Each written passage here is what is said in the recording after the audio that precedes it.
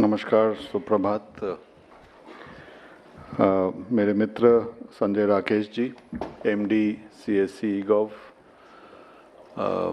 UIDAI से शैलेंद्र सिंह, संजय सोहनी और मेरे अन्य सहकर्मी जो आपके साथ नेक्स्ट 2-3 घंटे में आपके साथ बात करेंगे, आपके प्रश्नों का उत्तर देंगे, आपकी समस्या समझेंगे, आपको हमारी सोच भी समझाएंगे। और मुझे मालूम पड़ा कि विभिन्न राज्यों से, विभिन्न प्रांतों से सब आप लोग आए हुए हैं। आप सबका वेलकम मैं करता हूं कि ये मैं पूछ ही रहा था संजय राकेश से कि इस तरह की कभी हमने वर्कशॉप की है कि केवल आधार के मुद्दों पर डिस्कशन, चर्चा करना सब ऑपरेटर्स के साथ, आपके फील्ड के सहकर्मियों के साथ, और उन्होंने बोला कि शायद से पहली बार हो रही है इस तरह की वर्कशॉप। आपकी जो कार्य करते हैं उसके बारे में तो डिटेल में होती रहती हैं आपकी कार्यशाला, तो मुझे बहुत खुशी लग रहा है कि इस तरह की वर्कशॉप आज की जा रही है और निश्चय फ्यूचर में भी स्टेट लेवल पे या नेशनल लेवल पे इस तरह की भागीदारी के साथ हम आगे बढ़ते हुए निश्चय और अच्छा काम करेंगे, आप भी और हम भी आपके साथ। जैसे संजय जी ने बोला, सीएससी जो कॉमन सिटीजन या सिटीजन सर्विस सेंटर्स है, कॉमन सर्विस सेंटर्स हैं, ये अब शायद उस स्तर तक पहुंच गए हैं कि शायद हर पंचायत में ही नहीं, हर गांव तक पहुंच गए हैं। और जो हम डिजिटल इंडिया की जब बात करते हैं तो शायद उसकी बुनियाद ये सीएससीज ही हैं कि इन्हीं के कारण जो हम बोलते हैं कि भारत इतने आगे जा पाया है डिजिटाइजेशन में, इतना अच्छा काम कर पा रहा है कि लोगों तक डिलीवरी ऑफ सर्विसेज हो पा रही है। उसमें आप लोगों का बहुत बड़ा और महत्वपूर्ण रिस्पॉन्सिबिलिटी है। तो उसके लिए मैं आप सबको धन्यवाद देना को चाहूँगा, आपको कॉन्ग्रेचुलेट करना चाहूँगा, बिकॉज आप लोग हैं ग्राउंड पे, इसीलिए अलग अलग सोच भी हम कर सकते हैं पॉलिसी लेवल पे कि क्या क्या कार्य आपके जरिए डिलीवरी हो सकती है। इनफैक्ट आपको खुशी होगी कि डिजिटल इंडिया का एक जो लक्ष्य है कि जो भी सरकारी सेवा डिजिटल माध्यम से दी जा सकती है उसे डिफ़ॉल्ट मोड में वो देना चाहिए। एक्सेप्शन होना चाहिए कि किसी भारत के नागरिक को किसी सरकारी ऑफिस में आना पड़े या कहीं दूर जाना पड़े वो सर्विस को लेने के लिए, अगर वो डिजिटल माध्यम से खुद के कंप्यूटर पे, खुद के मोबाइल फ़ोन पे, कॉमन सर्विस सेंटर पे जाके वो सर्विस ले सकता है तो उसे वो मिलनी चाहिए। और ये आश्वासन जो सरकार दे पाती है, वो आश्वासन आप लोगों का जो सर्विस सेंटर्स हैं उसकी वजह से, जो कनेक्टिविटी इम्प्रूव हुई है उसकी वजह से, जो मोबाइल का पेनिट्रेशन हुआ है उसकी वजह से हम ये दे पा रहे हैं। और जो विज़न है, जो हम बोलते हैं ईज़ ऑफ लिविंग, कि किस तरह हर नागरिक को सुविधा के साथ जीने का आसार बन सके, ईज़ ऑफ लिविंग जो विज़न है, उस ईज़ ऑफ लिविंग का विज़न बहुत महत्वपूर्ण पार्ट सीएससी है, आधार है, और डिजिटल इंडिया के जो विभिन्न प्रकार के कार्यक्रम हैं, यूपीआई पेमेंट है, ई साइन है, उमंग है, डिजी लॉकर है, इस तरह के बहुत सारे जो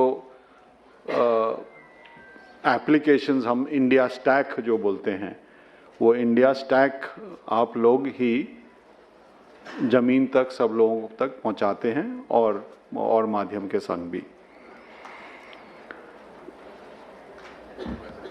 अगर हम आधार की बात करें, पिछले 10 सालों में हम अब उस स्तर पे पहुंच गए हैं कि जो भी भारत में नागरिक है उसके साथ हम दावा करके बोल सकते हैं कि अगर वो 18 साल से ज़्यादा उम्र का है, अडल्ट है, तो उसके बाद निश्चय आधार है।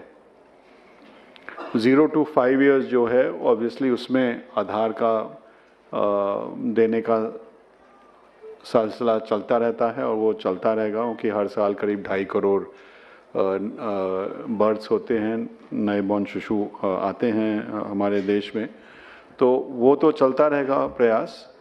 लेकिन हम उस स्तर पे पहुंच गए हैं कि 100% अडल्ट्स के पास आधार है। और इसी कारण जो मैंने बोला कि 1100 स्कीम्स हैं गवर्नमेंट की जो आधार को बुनियाद बनाती हैं, वो आधार को लेके ही आगे चलती हैं, और यही बुनियाद बना के हम जो ईज़ ऑफ लिविंग का है कि डिजिटल सर्विस ऑफ डिलीवरी होना चाहिए, वो बुनियाद है। आगामी दिन में अब फिर क्या फोकस रहेगा हमारा आधार का? एक तो है ही एनरोलमेंट, तो अब 2.5-3 करोड़ हर साल होगा, जितना बर्थ्स हैं प्राय उतना एनरोलमेंट हो गए। तो नए एनरोलमेंट तो ऑटोमेटिकली, हम एक समीक्षा भी कर रहे थे हमारे लोग, तो वो बता रहे थे कि एवरेज अगर हम देखें तो एक जिले में प्रतिदिन 10 या 15 नए एनरोलमेंट से ज़्यादा नहीं होते हैं पूरे ज़िले में, एवरेज की बात कर रहा हूँ।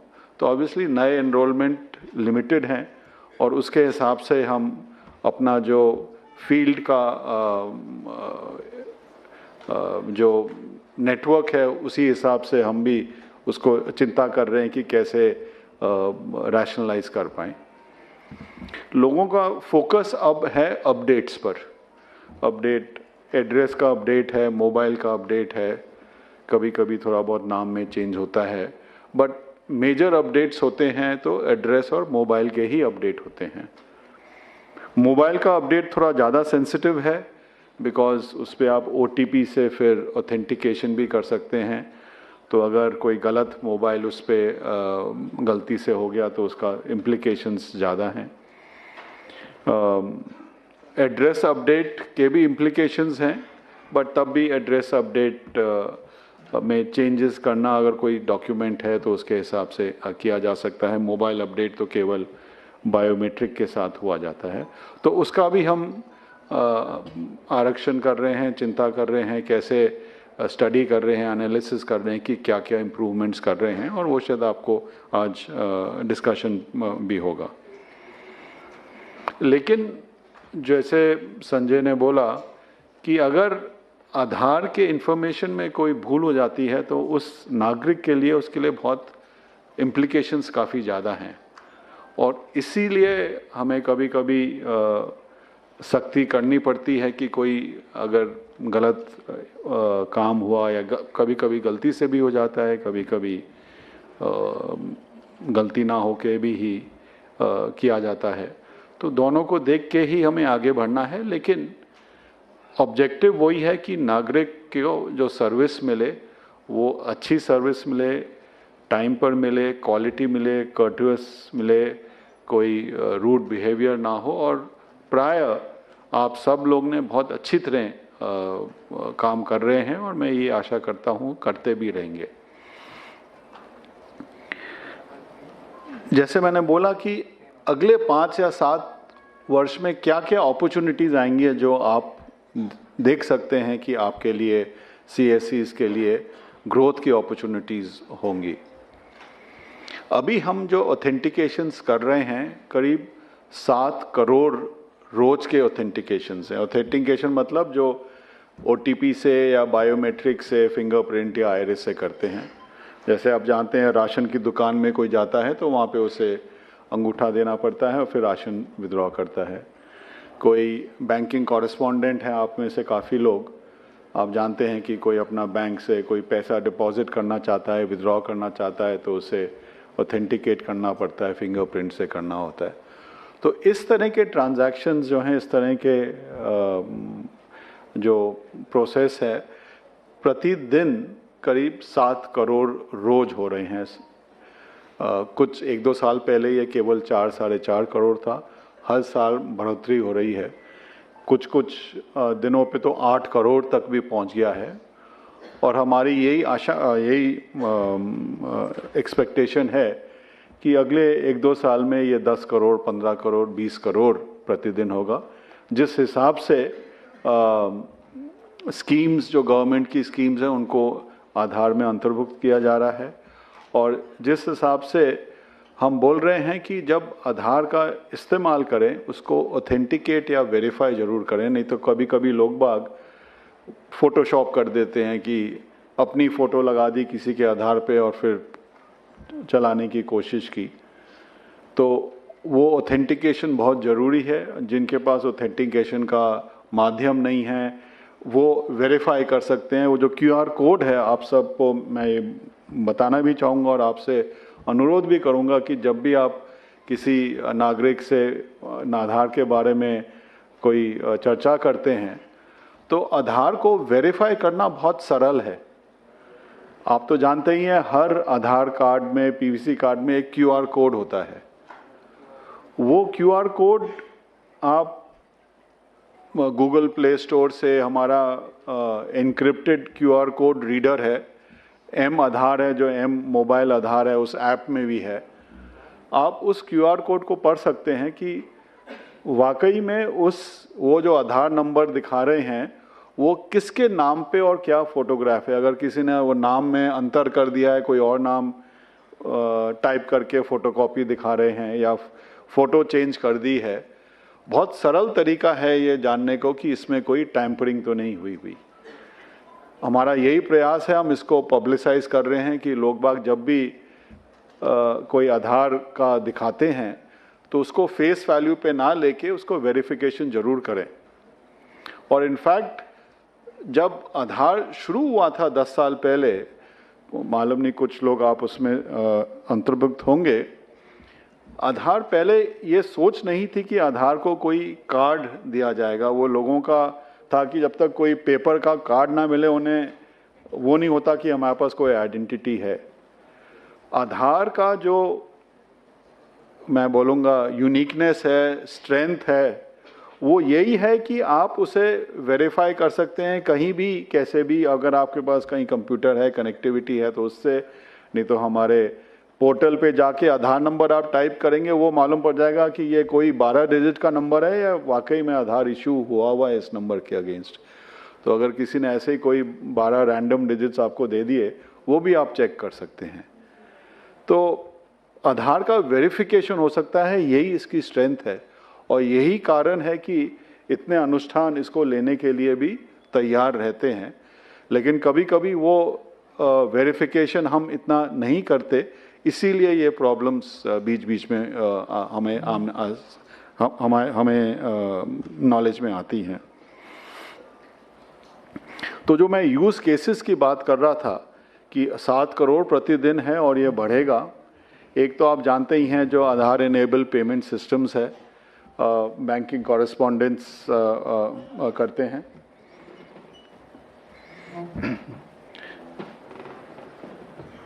अमित अग्रवाल जी का वेलकम, एडिशनल सेक्रेटरी। तो एक तो यूसेज जो है आधार इनेबल पेमेंट सिस्टम्स है, एक जो अब तक इतना यूज़ नहीं हुआ है और फ्यूचर में होगा, और वो है ई-साइन। कि आप जैसे कोई भी डॉक्यूमेंट है उसको डिजिटली आप कोई भी साइन कर सकता है कि मैंने साइन किया है कि नहीं, वो प्रमाणित भी हो सकता है कि वाकई में साइन किया है ये। तो वेदर वो लैंड रिकॉर्ड का डॉक्यूमेंट हो, कोई सेल डीड हो, कोई और तरह का अग्रीमेंट हो, उसमें डिजिटली साइन हो सकता है। और इसका जो इस्तेमाल है वो भी आगामी दिन में बढ़ेगा। और जो मैं बोल रहा था कि एनरोलमेंट एंड अपडेट, एक स्टेबलाइजेशन पे आ गया है, वो उस स्टेबिलिटी पे रहेगा। और जो अपॉर्चुनिटीज़ है आप जैसे CSCs के लिए, वो है कि आधार का किस तरह जो डिफरेंट यूजेस हैं वो कैसे बढ़ेंगे। मैंने एक बोला जो 1100 स्कीम्स हैं, डिजिटल इंडिया का जो विजन है कि डिलीवरी ऑफ सर्विसेज डिजिटल माध्यम से हो, उसमें बढ़ेगा। बैंकिंग कॉरेस्पॉन्डेंस का तो आप जानते ही हैं, फाइनेंशियल सिस्टम में आधार का यूसेज फॉर ऑनबोर्डिंग जो eKYC बोलते हैं उसके लिए बहुत है, तो उसमें यूसेज है। E-साइन है जिसका अभी इतना प्रचलन नहीं हुआ है, वो है। और इस तरह के यूज़ केसेस डिफरेंट सेक्टर्स में वो निरीक्षण कर रहे हैं, एनालिसिस कर रहे हैं कि क्या क्या कर सकते हैं कि जहाँ पर भी कोई वेरिफिकेशन दरकार चाहिए, इससे कोई सिस्टम सरल सिस्टम नहीं है, तो द ग्रोथ विल कंटिन्यू। कभी कभी कुछ लोगों को लगता है कि कुछ सर्विसेज उनसे बंद की जा रही हैं तो उनका ग्रोथ नहीं रहेगा। मैं यही बताना चाह रहा हूँ कि हो सकता है कुछ सर्विसेज का रिडक्शन हो, उसमें और सर्विसेज का ग्रोथ भी होगा। तो मैं यही फिर से आप सबको धन्यवाद देना चाहूँगा कि आप में से जो यहाँ पे आए हैं, आप लोग काफ़ी उनमें से चुने हुए हैं, जो गुड ऑपरेटर्स हैं वो आए हैं from various parts of the country.